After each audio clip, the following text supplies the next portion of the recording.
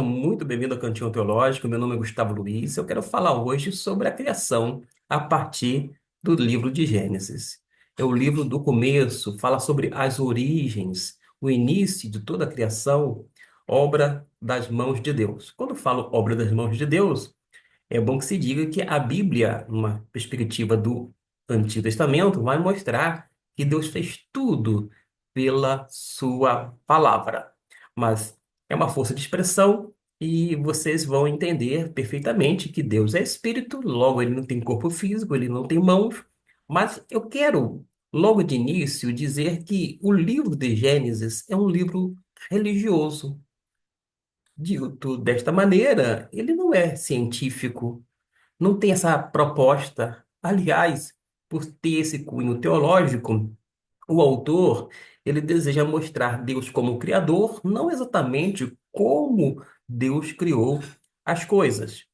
Daí, a gente precisa buscar no texto bíblico o sentido, ou seja, o significado da mensagem. O que Deus deseja comunicar à humanidade? É isto que a gente tem que se preocupar e se ocupar a partir da palavra de Deus. Acontece que a gente pode utilizar um método de estudo bíblico fazendo perguntas ao texto, mas ainda assim tem que ser perguntas adequadas, ou seja, perguntas que estejam dentro daquela razoabilidade, considerando a literatura, o propósito autoral, entre outras coisas. Nós já falamos num vídeo anterior sobre a palavra dia, que é yom, que pode ser colocada ou apresentada no texto como sinônimo de luz, ainda período da criação, conforme foi dito, tarde e manhã, mas também como todo o período da criação, o período todo criativo da parte de Deus. Agora, a gente pode caminhar em que sentido? Parece-me que temos dois relatos de fontes diferentes sobre a criação. Basta ler capítulo um e o capítulo 2. O autor, de qualquer maneira, utilizou estas duas fontes para se complementarem. Para se ter uma ideia, no capítulo um, o homem é criado praticamente ao mesmo tempo com a mulher, de acordo com o capítulo um, versículo de número 27, que eu vou apenas deixar projetado para que você possa, em algum momento, dar uma pausa e fazer a leitura. Já no capítulo 2, quando a gente adentra para o versículo de número 7, conforme este que eu estou projetando, versículo 18 e 22, nós temos a informação de que Deus criou primeiramente o homem, depois a mulher. O que que a gente pode conceber, não em relação à criação, à ordem, questão cronológica, mas tem-se a impressão de que no capítulo um o ser humano, eu estou falando aqui agora de forma genérica, homem e mulher, conforme é apresentado no versículo 27. Foi criado depois de toda a criação, enquanto no capítulo 2 o relato da criação do homem, agora estou me referindo ao gênero masculino, parece ocorrer antes de outras obras de Deus. Isto se dá porque provavelmente são duas fontes diferentes que se complementam. Mas, tirando estas diferenças ou nuances, antes de começar pela criação, é preciso e oportuno começar pelo Criador. Muitas pessoas se perdem nos detalhes, conforme capítulo um e capítulo 2 foca muito na criação da parte de Deus, mas se perde em relação à pessoa de Deus. E como eu falei que Deus é uma pessoa, eu falei agora há pouco, a pessoa de Deus, como ser pessoal, ele deseja se relacionar conosco.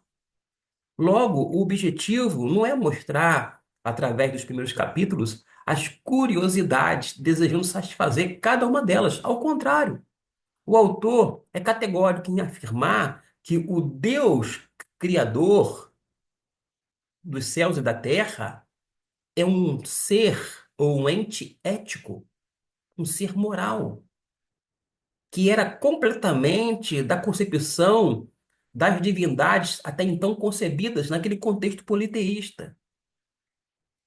De modo que a gente precisa tomar bastante cuidado para não trazer elementos científicos para dentro do texto, porque, como eu disse, a proposta não é esta. A proposta é outra. O viés da qual o autor ele vai trabalhar é completamente diferente da forma como alguns, quando não muitos, vão ao texto bíblico desejando esclarecimento sobre fatos que hoje em dia nós temos ciência e que está sempre avançando, uma vez que a ciência cada vez mais e mais vai aumentando. Por que eu disse que é oportuno focar no Criador e não necessariamente na criação? Ora, na narrativa da criação, aproximadamente 35 vezes aparece o nome fazendo alusão a Deus.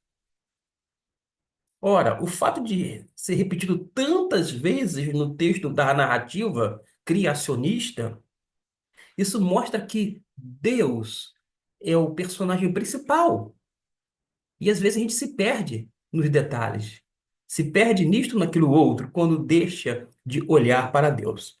Agora, em relação à pessoa de Deus, já que ele deseja nos relacionar, ou seja, digo, relacionar-se conosco, como é que apresenta Deus? Vai utilizar uma linguagem chamada antropomórfica, ou seja, como uma pessoa agindo. E como é que apresenta Deus? Vou dar um exemplo aqui. Dentro dessa atividade produtiva, criativa, nós temos palavras no hebraico para que mostra que Deus está fundando, colocando o fundamento, a base, e a palavra é yasad. Outro termo é konen, a ideia de consolidar. Deus consolida. Mas também utiliza baná para mostrar que Deus constrói. Nós temos outros empregos do hebraico, como yassá, modelar, Deus modela. Ele também gera holid, ou holid, e ele vai produzir assar. Mas, além disto, nós vamos encontrar um verbo que é motivo de bastante confusão. Estou me referindo ao verbo bará. Inclusive, eu tenho no canal algumas informações importantes, algumas nuances do verbo bará. Mas quando nós vamos para o verbo bará, note que no versículo 1, no princípio criou Deus os céus e a terra, esse criou aqui, é este verbo bará. Note que aqui o verbo é sempre indicado ou empregado para sinalizar que se aplica tão somente a Deus. Bará é, indica uma criação exclusiva de Deus. Só Deus pode criar.